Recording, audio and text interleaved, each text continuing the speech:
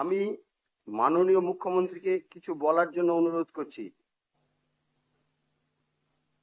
মাননীয় অধ্যক্ষ মহোদয় এবং নবনির্বাচিত সমস্ত সদস্যা এবং আমার ক্যাবিনেট কলিগ এবং বিরোধী পক্ষে বিভিন্ন দল থেকে যারা নির্বাচিত হয়েছেন তাদের প্রত্যেককে আমি এই ঐতিহাসিক বিধানসভার পক্ষ থেকে, আমার পক্ষ থেকে, সরকারের পক্ষ থেকে অভিনন্দন জানাচ্ছি। আমি প্রথমেই ধন্যবাদ জ্ঞাপন করব সমস্ত সদস্যদের এবং বিরোধী দল, প্রধান বিরোধী দল সহ অন্যান্য বিরোধী দলকেও, যে তারা পশ্চিমবঙ্গ বিধানসভার মহান ঐতিহ্য মেনে এই স্পিকার নির্বাচনে সর্বসম্মতিক্রমে স্পিকারকে নির্বাচিত করেছেন এই পরম্পরা এবং ঐতিহ্যকে বজায় রাখার জন্য। আমি আশা করব এবারের বিধানসভা পশ্চিমবঙ্গের মানুষের আশা, ভরসা, প্রত্যাশা পূরণের ক্ষেত্রে অত্যন্ত গুরুত্বপূর্ণ একটা ভূমিকা গ্রহণ করবে।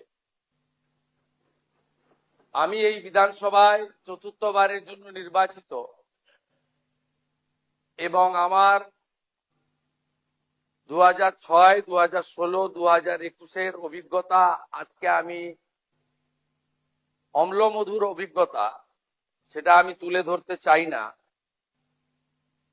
আমি চাই যে সমস্ত পুরানো যা আমাদের ভুল ত্রুটি বিচ্যুতি বা আমাদের যে সংসদীয় গণতন্ত্রের একটা বিরাট পরম্পরা রয়েছে, সেটাকে আমরা কখনোই দৃষ্টান্তমূলক হিসেবে না ধরে আমাদের সংবিধান, বিধানসভার নিজস্ব রুলস এবং বহুদলীয় গণতন্ত্রের যে পরম্পরা রয়েছে সেটা আমরা মেনেই এই বিধানসভায় অংশগ্রহণ করব এবং আলোচনায় আমরা নিজেদের মতামত রাখব।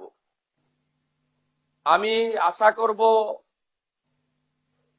যে এই বিধানসভা চলার ক্ষেত্রে মাননীয় বিধায়কদের উপস্থিতি, প্রশ্নোত্তর পর্ব থেকে শুরু করে সমস্ত গুরুত্বপূর্ণ বিষয়ে আলোচনায় অংশগ্রহণ করা, নিশ্চয়ই বিরোধীদের প্রতিবাদ থাকবে, বিরোধীদের আবেদন থাকবে, কিন্তু প্রথম দিন থেকেই বিধানসভার কার্যপ্রণালী, বিধানসভায় বিএ কমিটিতে যা নির্দিষ্ট হবে সেই বিষয়গুলিকে বানচাল করার প্রয়াস থেকে তারা বিরত থাকবেন। আমরা চাই একটি নতুন যুগের সূচনা। ভারতবর্ষ বহু প্রদেশের সমন্বয়ে গঠিত পৃথিবীর সর্ববৃহৎ গণতান্ত্রিক দেশ। অন্যান্য রাজ্যের বিধানসভার পারফরমেন্স, তার এলাকার বিধায়কের পারফরমেন্স সরাসরি মানুষ দেখতে পায়। আমাদের এই বিধানসভায় বিধায়কদের পারফরমেন্স, তারা আসছেন কি আসছেন না, তাদের যে উদ্দেশ্য নিয়ে এলাকার জনগণ নির্বাচিত করেন, তাদের দায়বদ্ধতা কতটা তারা পূরণ করছেন কি করছেন না, এগুলো সম্পর্কে ভোটার, গণদেবতা, জনতা জনার্দন তারা সম্পূর্ণ অন্ধকারে থাকে। তাই আমি আশা করব মাননীয় অধ্যক্ষের নেতৃত্বে এই ঐতিহাসিক বিধানসভা, যা 1947 সালের 20 জুন ডক্টর শ্যামাপ্রসাদ মুখার্জির নেতৃত্বে ভারত ভুক্তির প্রস্তাব গৃহীত হয়েছিল 58-21 ভোটে, সেই বিধানসভায় জনগণের নজরদারিকেও সুনিশ্চিত করার ক্ষেত্রে বিভিন্ন বিতর্ক, প্রশ্নোত্তর পর্ব, bill, budget, departmental budget, private member bill, calling attention, zero hour, mention ইত্যাদি সবকিছুই যাতে লাইভ সম্প্রচারিত হয় তার ব্যবস্থা গ্রহণ করা এবং এখানে বিরোধীদের তাদের কার্যপদ্ধতিও জনগণের জানার দরকার রয়েছে। আমরা কনস্ট্রাকটিভ অপোজিশন চাই, কারণ বহুদলীয় গণতন্ত্রে আমাদের সংবিধানে স্বীকৃত। আমরা চাই না বিধানসভা তার বিরোধী দলনেতা তাকে 11 মাস হাউসের বাইরে রেখে হাউস চলুক। আমরা চাই না কোন বিধায়ক শারীরিকভাবে নিগৃহীত হয়ে কোন হসপিটালে বা ডাক্তারের কাছে যাক, এটা মারামারি করার জায়গা নয়। আমরা চাই দায়বদ্ধতা, ভাষা প্রয়োগের শালীনতা। আমরা চাই সংবিধানকে মাথায় রেখে সংবিধানের যে 3টি বিষয় রয়েছে, for the people, by the people, of the people, সেটাকে মেনে আমরা এই বিধানসভাকে এগিয়ে নিয়ে যেতে চাই। আজকে দীর্ঘ বক্তৃতা করা উচিত নয়।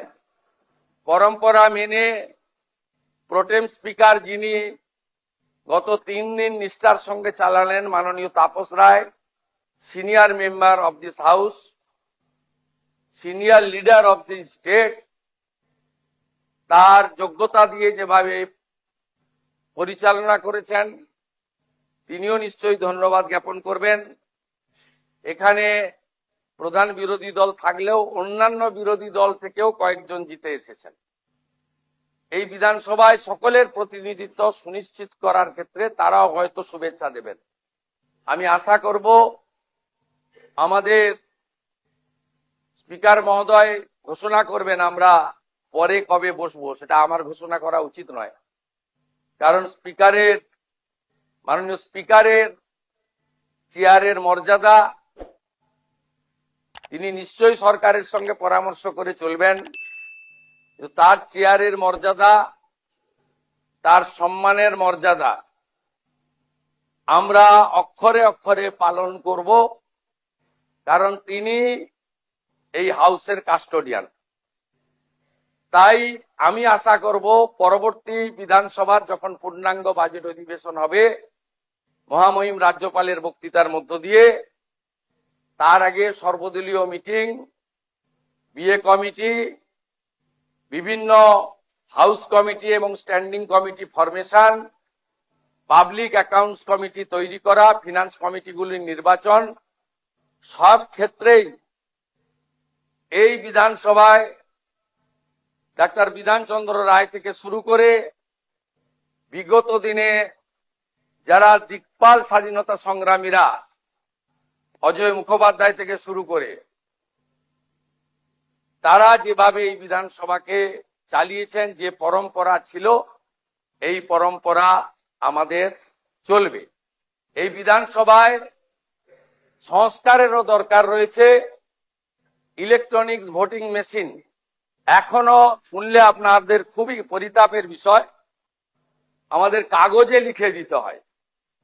শুধু তাই নয়, মাননীয় অধ্যক্ষের নেতৃত্বে রাজ্য সরকারের সর্বোচ্চ আধিকারিকরাও আজকে এসেছেন এই ঐতিহাসিক ক্ষণের সাক্ষী থাকার জন্য। আমাদের ডিলিমিটেশন ইত্যাদি হয়ে যাওয়ার পরে বিধানসভার আসন সংখ্যাও হয়তো বাড়তে পারে।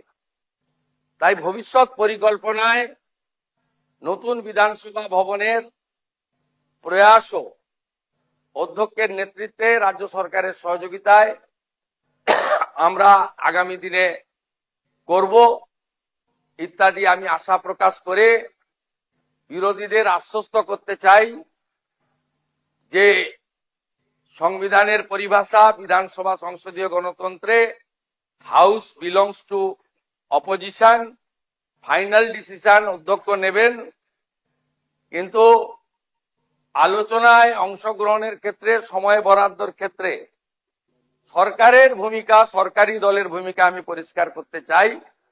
সংখ্যায় আপনারা অনেক কম হলেও আমরা 50-50 যে ভাগ আছে সেটা থেকে সরে যাব না।